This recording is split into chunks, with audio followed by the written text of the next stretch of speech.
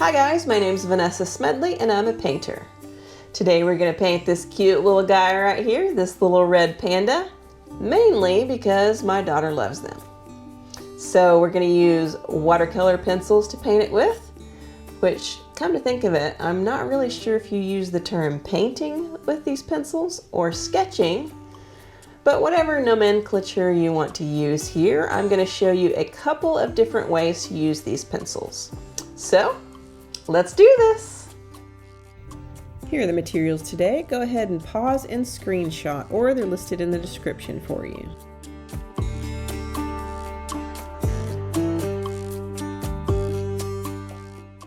Okay, so I have my drawing here, and as I said before, there are a few different ways to use these colored pencils. So one of which I've already done a video on, and you can click the link above to see that. But number two is you can actually load another surface like a piece of watercolor paper with a lot of pigment, and then you can wet it, and then you can transfer it to the painting that way. And that actually produces a lot smoother of an effect, kind of more like watercolor. And if you draw directly onto the paper, then that produces more of a sketchy like kind of look, where it's kind of a cross between pencils and painting. For a third way, you can actually just take the pigment directly off of the pencils with a paintbrush, but I'm not going to show you that one. I'm going to show you the other two today. So firstly, we are going to load this piece of paper right here with some pigment really quick so that we can use it to transfer it to the paper. Since I really like using blurry backgrounds for close-up subjects like this, I'm just going to load a bunch of greens on here. So I'm basically just scribbling as much pigment on here as I can. So I'm using apple green, felt green, Ionian green, and then a little bit of copper beech. You want to really load up the paper with pigment, scribble really well. So the next step is to wet your brush, just whatever brush you want to use. This one's a number 12 round. Wet it and then pick up the pigment and then just add it to your paper like you normally would with watercolor. So I'm starting out with the apple green, and it is a just bright neon green color. So I'm actually coming back in with some felt green and kind of toning that down a little bit. And I'm also, if you can tell here, I'm actually making sure to leave the white of the ears and kind of use a furry sort of pattern on the edges here. As I'm painting it, I'm leaving that. So I'm continuing with the apple green here. I'm going to go all the way around, and then I'm going to add in some more of the felt green, and then I'm actually going to add in some of the Ionian green as well. I did not pre-wet the paper, so I'm giving it a nice good spray to keep this paint moving.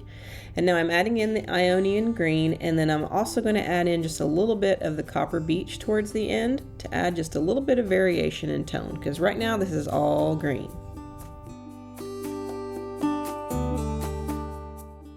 And then I give this another good spray with a spray bottle because I want the colors to keep diffusing and mixing into one another. Okay, so I've allowed all of that to dry, and you can see that it is very diffused and it is a very smooth, kind of blurry background. So it turned out perfectly. Now I'm going on to show you the other method. So right here I'm using Baked Earth from the Inktense set, and I am just scribbling some fur in.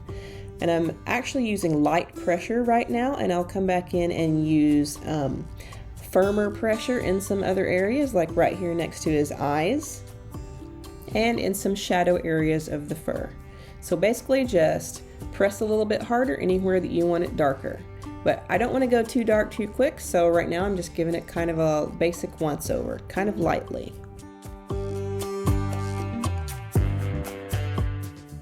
Now we've got kind of an orangey area right here on top of his head, so I'm adding in Sienna Gold here, and when those two colors mix together, we'll get a nice orangey look.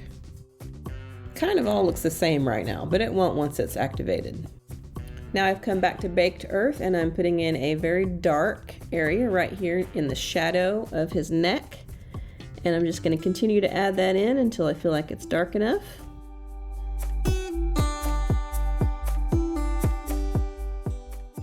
still have baked earth, and I'm coming back in underneath the eyes, and I'm using a lot of pressure and adding a lot of pigment on this little area of the mask, or underneath his eye area. So we're using a lot of pressure, making that really dark, and then I'm going to come back in with some copper beech to make it darker.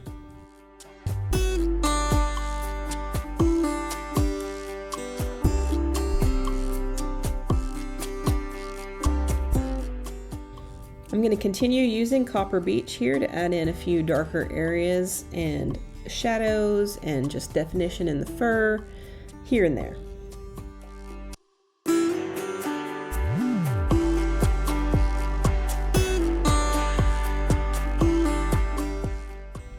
Adding in a tad more Sienna Gold. And I think for some variation, we'll add in some Terracotta. And then right over here underneath his ear and on his back, I'm going to add some Shiraz, because it actually takes on just a little bit of a purplish tint right there. And then some Willow to round it out. On this black area of his fur and in the shadows a bit, we're going to use ink black to just scribble the ever-loving fire out of it, because it is very, very black. Although this color can be intensely overpowering, so if it's in an area where you don't want it to be a lot of black, you need to use it very sparingly. And then we add back in a tiny amount of the baked earth. And randomly, I'm going to show you one of my favorite little gadgets for very small pencils. This is a pencil extender, and you unscrew it and you add in your tiny little pencil so that you can continue to use it longer and more easily. You just unscrew it and then you screw it in there, and you can extend the life of your pencils dramatically. Like, I've gotten these things down to like less than an inch long. So I've got that on my very tiny blue-gray pencil here, and now I'm adding in some shadow areas in the white. I'm going to go ahead and activate the color that I've already done so I can kind of see what's going on. So I'm using my medium water brush, and I'm just putting water all over this and activating it. As I'm doing that, you'll notice that all the colors that I blended in here together are blending in together. Isn't that convenient? So you'll also notice though that like by doing it this way, you'll have some sketchy marks underneath there where you can still see that the pencil is there, unless you just keep scrubbing on it. But since we have fur here, it's actually a desired look, and I'm just using that to lean into all of this fur. So you can see that the areas where I applied less pressure are a lot lighter, and the ones where I applied a lot more pigment are darker, and they're thicker as well. And especially on the edges, I'm actually using my brush here to apply more of the furry texture around the edges.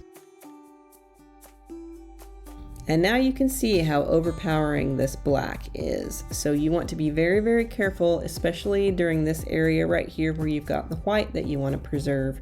You're going to have to clean it off your brush, and you're going to have to not spread it very far if you want to preserve that white, because it will absolutely obliterate it if you're not careful.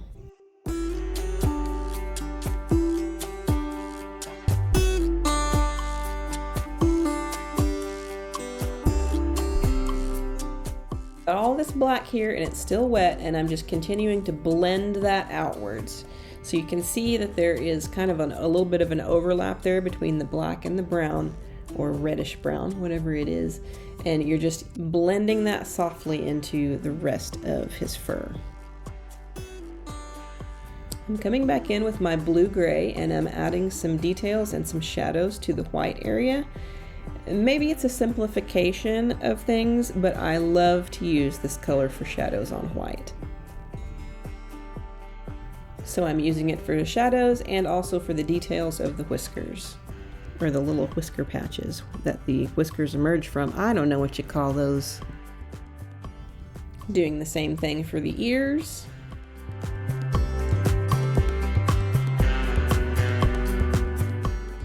When I sprayed the background earlier, it got too much of the green on my white, and I'm not happy with that. So I'm using a little scrubber brush, and I'm lifting out a little bit of the color. I really did not think this would work, because typically the Inktense pencils are staining and they don't lift very well, but it got just enough out.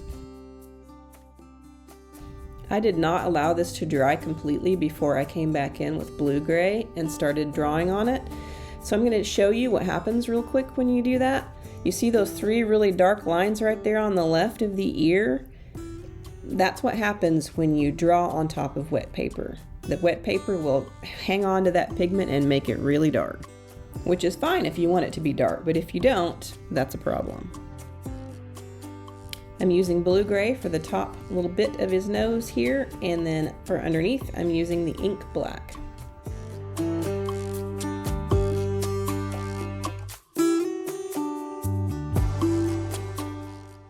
Now I'm going to activate all of this color that I just added to it so that I can continue to see what's going on. And I am just using this in a furry pattern just to add to that effect, adding some texture and making sure that I don't paint over the white areas that I want to remain completely white. And you can see those three little lines that I got carried away with on the left side of the ear are still there. They might be there to the end of time. It's time for random facts about red pandas. Now most people call these little guys red pandas, but they are also known as the red cat bear or the lesser panda, and also the firefox, which, if you will notice, is the logo for the search engine Firefox. And I always thought it was just a regular fox. It shows you what I know. I think I forgot to mention it when I actually drew it in there, but I added in a tiny little speck of Shiraz for his tongue sticking out there.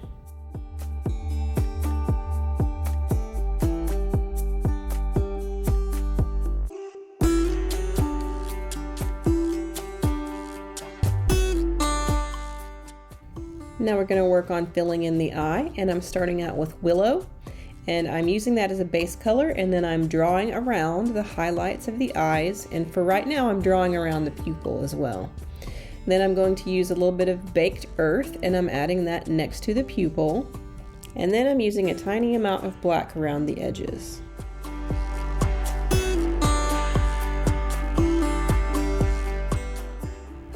Then I'm continuing to use ink black on the area around the eyes, and I'm making sure to paint around the highlights on those areas.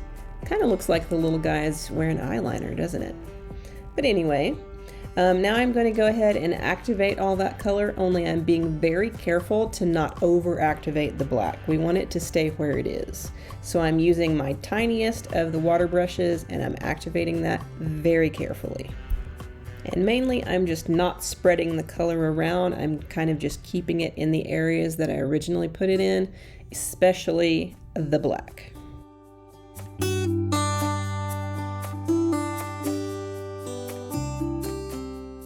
While that's drying, I'm going to come back in and I'm just going to add a little bit of detail here and there with Copper Beech to the fur. I just want to add some separations between the little pieces of fur and just some variation in the color here.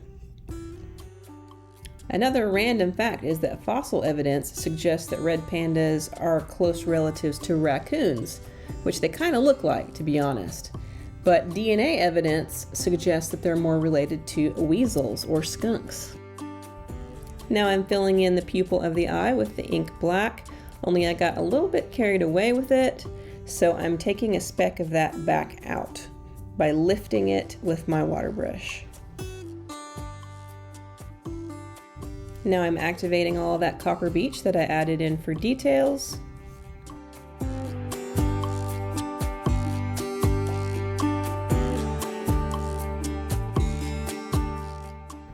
And I'm just going to use blue gray to draw in a tiny amount more of detail, and I'm not going to even activate that. I'm just going to let it be kind of sketchy, kind of like fur actually would be anyway.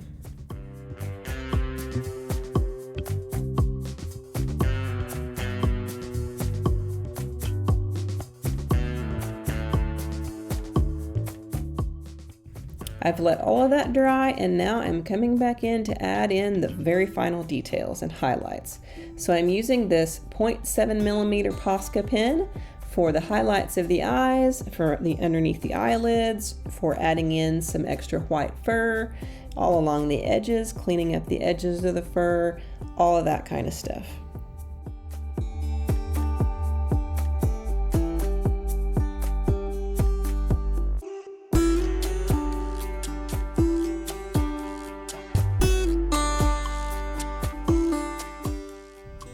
still using that Posca pen, and now comes the very tricky part, and that is adding in all of these whiskers.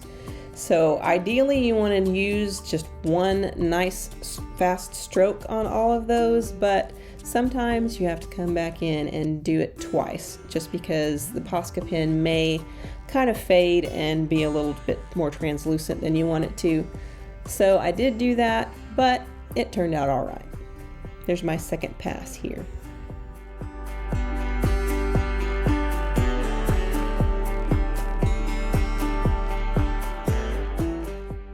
And here's the finished product with it all dried and the tape removed. And I will say that this is kind of my first, like, what you could call finished painting with using these watercolor pencils, because usually I just do little sketches in my sketchbook, but I mean, it worked out really well for this. I will say that it's really easy to use these things for like furry creatures like this. They're ideal for that. It may be a little trickier to use on something like a landscape or something that's very smooth, like say fruit or a flower, something like that. But for these kind of subjects, it's absolutely perfect. And honestly, the effect I really like. It's kind of like a hybrid mix of sketching and painting, and it's really just unique. And if you like the sensation of drawing, but you also like to paint, they're ideal. And there you have it, a cute little red panda to make your young child happy. Or if you don't have a young child, maybe you can make yourself happy. I don't know, he is awfully cute. Don't forget to like, comment, subscribe, share, all that fun stuff, because that's how this channel gets to grow. It really does help y'all. Thanks for watching. I will see you again in 2 weeks.